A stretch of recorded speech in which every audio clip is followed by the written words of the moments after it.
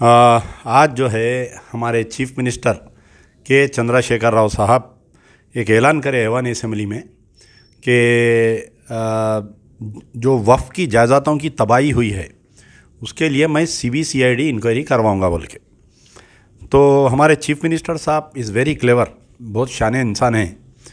तो किसको कब बेवकूफ़ बनाना इनको पहले से मालूम है। तो इसमें यह है कि पहले तो मैं ये बोलना चाह रहा हूँ कि तेलंगाना में कोई भी ऐसा डिपार्टमेंट नहीं है जिसका नाम CBCID है। आइदर इट इज़ CID और इट इज़ CBI। अब आप बोलिए कि CID से इन्वेस्टिगेशन करवाते बोल रहे हैं, ठीक है। CID से अगर इन्वेस्टिगेशन करवाते तो CID जो है किसके कंट्रोल में है? CID जो है होम मिनिस्टर के यानी तो डायरेक्ट चीफ मिनिस्टर के कंट्रोल में रहती CID। और CID की इंक्वायरी उसमें कोई राज नहीं निकलता।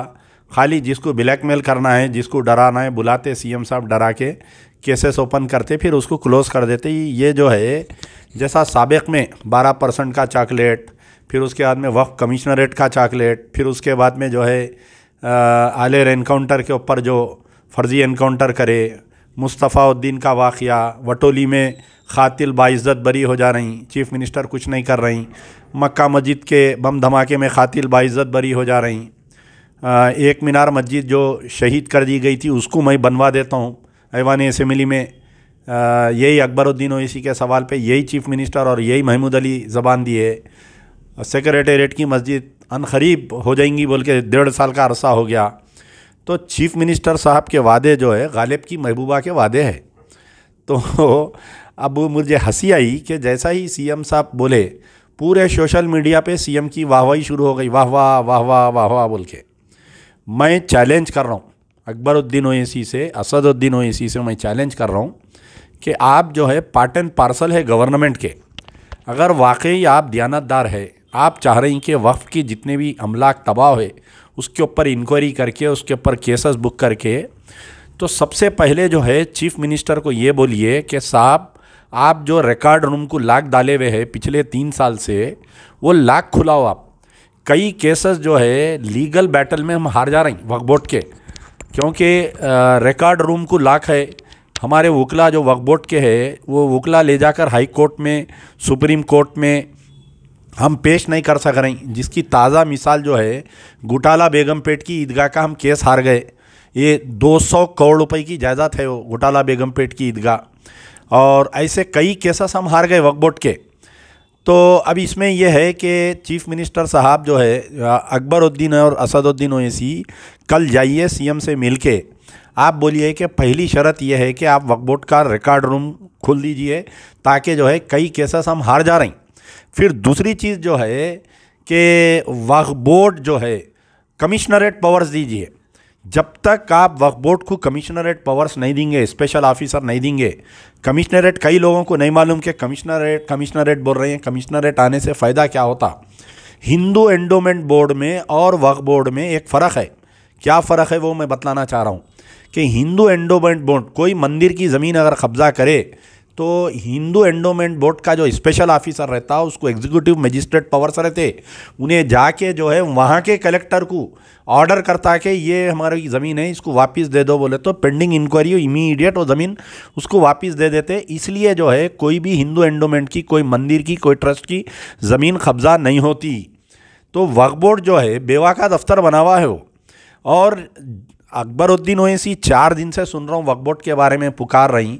मैं चैलेंज कर रहा हूँ अकबरुद्दीन ओवैसी साहब को कि आप आइए, ओपन डिबेट रखेंगे कोई भी TV चैनल पे, आप भी आइए, मैं भी आता हूँ कि पिछले 94 से लेके यूसुफ अली जब से वक्फ बोर्ड के चेयरमैन थे, फिर उसके बाद में जो है जितने भी चेयरमैन्स गुजरे या जितने भी चीफ एग्जीक्यूटिव ऑफिसर्स गुजरे, और आपके भाई असदुद्दीन ओवैसी जो है 94 से लेके 2004 तक वक्फ बोर्ड के मेंबर रहे, और हमेशा से 3 सीट जो है वक्फ बोर्ड में MIM के कंट्रोल में रहे।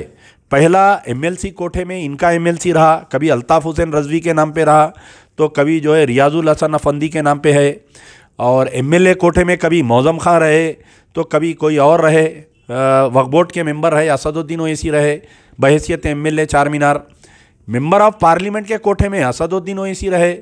तो कभी भी मजलिस इत्तेहादुल मुस्लिमीन के 3 अरकान जो है वक्फ बोर्ड में रहते, तो जहाँ पर 3 एक हो जाते, हर फैसला ये लोग बदल सकते, ये लोग ले सकते। जितने वक्फ बोर्ड के फैसले हुए, आज जो बेवा का रोना रो रहे हैं अकबरुद्दीन ओवैसी, इसके लिए तुम जिम्मेदार है, तुम्हारी क़यादत जिम्मेदार है, असदुद्दीन ओवैसी जिम्मेदार है। आप आज बोल रहे हैं कि भाई CID इंक्वायरी, ये चुभ एक चॉकलेट है, ये CID इंक्वायरी से कुछ होने वाला नहीं है। किरण कुमार रेड्डी जिस वक्त चीफ मिनिस्टर की हैसियत से रिज़ाइन कर रहे थे, आबिद रसूल खान जो है माइनॉरिटी कमीशन के चेयरमैन, हाई कोर्ट में एक रिट डाले थे। ये रिट ये डाले थे कि वफ़ की जायदादों की तबाही के ख़िलाफ़ में जो है CBI इंक्वायरी करना चाहिए।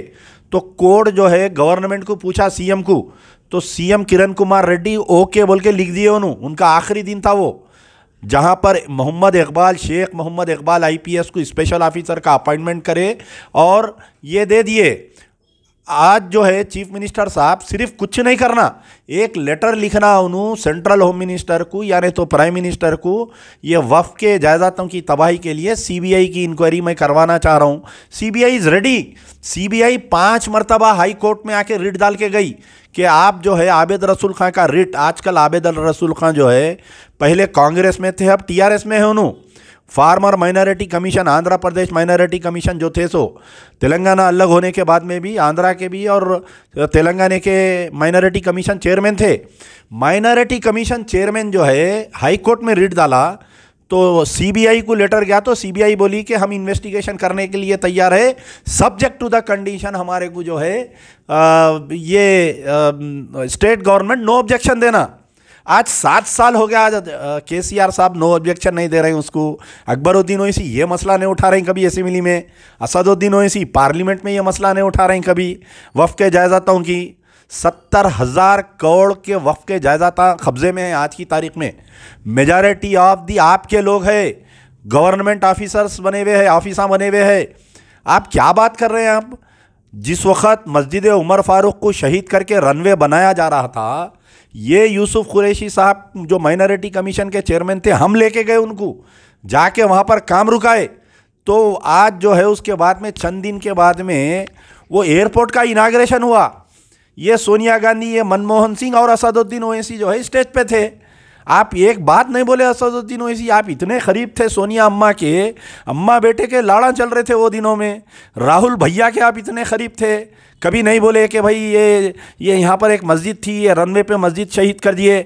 और मस्जिद खाली मस्जिद नहीं थी मेरे भाई, 5 एकड़ का खबरस्तान था वहाँ पर, 5 एकड़ का खबरस्तान और मस्जिद थी, और वहाँ पर आशूर खाना था। क्योंकि आपको मालूम होना चाहिए, आज से कई साल पहले एक एक्सीडेंट हुआ था फिसल बंडे के लोगों का। ये मोहम्मद पहलवान के शादी खाने का जो एक्सीडेंट हुआ था, उसमें एक ही ख़ानदान के 7 लोग मर गए थे। तो वो पूरे 7 लोगों को वो ख़बरस्तान में दफन करे थे। मैं खुद उनकी मोहता में गया था, दिन भर वो ख़बरस्तान में था। वो मस्जिद में मैं नमाज़ पढ़ा, मस्जिद उमर फारूक में। तो आप बताइए कि मस्जिद को शहीद कर दिए, आप कांग्रेस के साथ थे।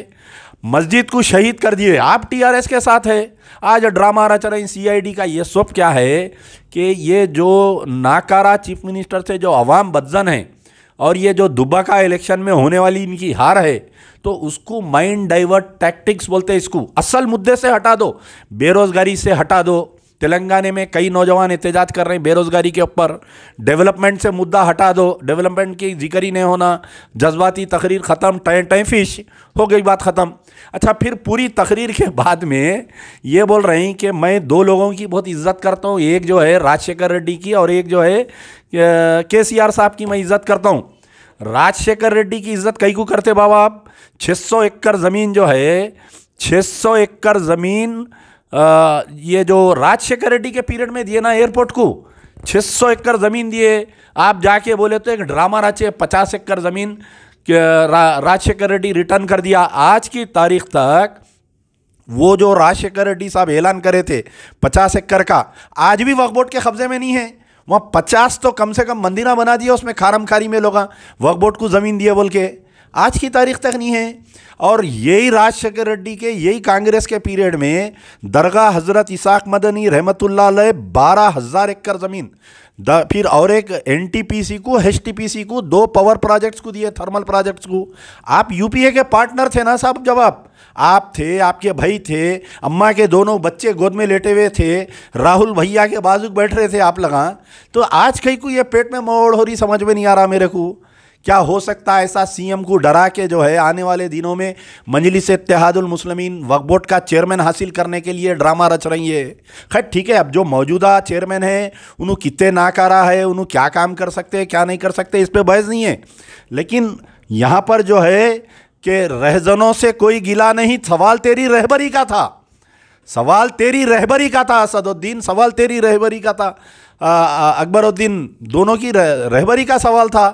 94 में असदुद्दीन ओवैसी एमएलए बने, 2004 तक वक्फ बोर्ड के मेंबर रहे। फिर विरासत रसूल खां, फर्स्ट हाउस कमेटी रिपोर्ट में विरासत रसूल खां का नाम है, लैंड ग्रैबर बोल के, मीर मोमिन साहब की पहाड़ी में, उसको फिर दोबारा आप टिकट दिए। हाई कोर्ट का आर्डर है ना साहब, जो मस्जिद टोली कने जितने ज़मीन पे शादी खाने बने हुए हैं, मुझे एक बात अच्छी याद आई कि उस वक़्त जो है एक हाई कोर्ट का ऑर्डर आया था कि पूरे शादी खाने तोड़ दो। अब जो चीफ सेक्रेटरी है उन्होंने, जब हमारे बल्दिया के कमिश्नर थे तो मैं बोला साहब ऐसा हाई कोर्ट का ऑर्डर आया, कहते कब तोड़ रही, तो उन्हें मुस्कुरा के बोला तोड़ सकते क्या जी, हम बोल रहा उन्हें। तो इसका मतलब हाई कोर्ट के ऑर्डर को आप इम्प्लीमेंट होने से रुका रहे हैं आप अगर दोनों भाइयों में दम है, कल जाओ सुबह में चीफ मिनिस्टर कने पहला सवाल कमिश्नरेट दियो, दूसरा सवाल सीबीआई इंक्वायरी करो, तीसरा सवाल जितने हाई कोर्ट के ऑर्डर्स आ गए ना वक्त के फेवर में, चाहे वो घुटाला बेगमपेट की ईदगाह का मसला रहो, आपके मस्जिद टोली का वाक़या रहो, चाहे आप वो लगड़ा पार्टी राजगोपाल का जो लैंको हिल्स हुसैन शाह वली दरगाह का मामला रहो, पूरों की काम तो रुका दो, तामीर रुका दो साहब। आप तामीर नहीं रुका सकते, बताइए आप एक टाउन प्लानिंग को फ़ोन करे तो जाके सेक्शन ऑफिसर लोगों का काम रुका के आपको बैग दिलाता उन्हें, आप ये काम नहीं रुका सकते, बताइए। लगड़ा पार्टी राजगोपाल जो है तेलंगाना और आंध्रा के मूवमेंट जब चल रहा था तो इन्हें जो है लगड़ा पार्टी राजगोपाल को गिरफ्तार करके फलकनुमा पे लाए। जो शख्स दरगाह हुसैन शाह वली रहमतुल्लाह अलैह की ज़मीन पर कब्ज़ा करके लैंड ग्रैबिंग करके बेच रहा ना, उन्हें अपार्टमेंट बना के, उसको आपके पार्टी का एमएलए अहमद बिन अब्दुल्ला बलाला टिफ़िन लेके जाके खिला रहा उसको, तो कहीं ना कहीं ये समझने वाली बात है ना। खैर बात लंबी हो रही है, मेरी मुतालबा ये है आवाम से कि इसमें खुश मत हो, ये गालिब की महबूबा के वादे हैं केसीआर के, आप डिमांड करिए। सोशल मीडिया में बहुत जान है, ये जितना ड्रामा चला ना असेंबली में, ये जो सोशल मीडिया पे थू थू हो रही बहादुरपुरा ब्रिज की, कंचनबाग ब्रिज की, जो पानी गुजारा घरों में, मौला के छिले में, तालाब कट्टे में, आपके जो टोली चौकी में, जो उस्मान नगर में जो साल 1.5 साल से जो मजलिस की थू थू हो रही, ये सोशल मीडिया के पावर में ये मजबूर होकर सवाल उठा रही और दबा के मुहिम चलाओ। मैं तो ये बोल रहा हूँ कि रोज़ एक वीडियो डालो, वक्फ बोर्ड की जहाँ प्रॉपर्टीज़ है, ये प्रॉपर्टी पे इनका कब्जा है बोल के पूरे सोशल मीडिया पे डालो, फेसबुक पे डालो, इंस्टा पे डालो, ट्विटर पे डालो, यूट्यूब पे डालो। बराबर सीबीआई इंक्वायरी अगर हुई, सबसे पहले ये 2 भाई जेल को जाते, ये मैं 110% बोल रहा हूँ। उसके बाद में लाइन लगती उसके बाद में कितने जाते देखो आप। अल्लाह को हाजिर व नाजिर जान के बोल रहा हूँ, अगर सीबीआई इंक्वायरी हो गई सबसे पहले ये 2 भाई जेल को जाते। यार जिंदा सोबत बाकी।